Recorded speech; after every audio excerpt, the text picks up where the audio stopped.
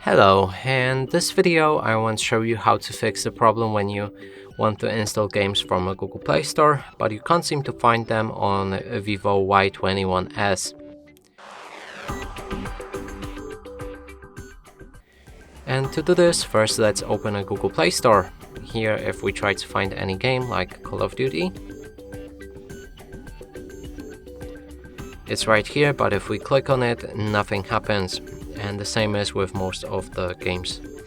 And to fix this problem, we'll need to go back, click on your profile picture, head on to your settings, enter family, go for parental controls, and here either disable parental controls entirely or select apps and games, enter the PIN code, and increase PG to at least 16.